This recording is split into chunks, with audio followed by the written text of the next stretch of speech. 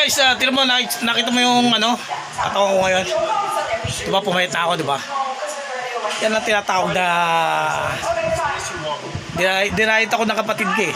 Sa totoo lang, hindi ko magagawa to kung hindi dahil sa kanya. O diba? Kasi ginutom niya ako. Yan ang tunay na mangyayari. Pero diba pumayat na ako guys, sa totoo lang. Konti na lang.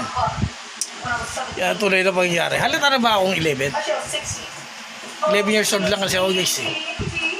O diba? Yan ang tunay na mangyayari. Kasi mutant nga ako, diba? Tandaan nyo yan. O diba? O yung girlfriend ko ano, foreigner ah. Basta lagi mong tatandaan na mahal ka na escape. O diba? Yan ang tunay na pangyayari. Ibibigay ko sa iyo lahat-lahat. Mas lalo yung mga nakatago. Mga nakatago yun. O diba? Sinasabi ko sa iyo.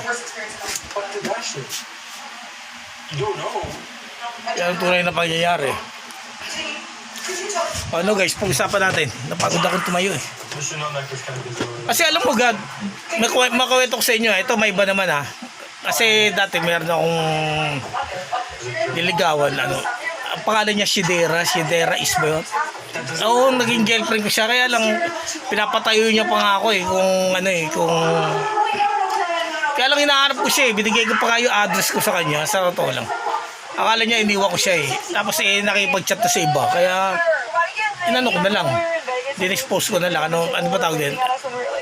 Kinalimutan ko na siya kasi yan eh. Hindi na siya sumasagot sa chat ko eh. Yan ang tunay na pangyayari. O diba? At least nagkaroon kami ng communication, diba? Conversation. May naganap na conversation. O diba? E pinalita ko naman ng bago. O diba? Kasi sa totoo lang,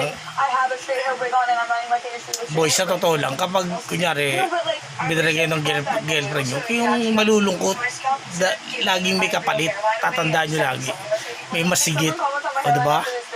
Hindi higit ha, mas higit. O diba? Yan ang tunay na pangyayari.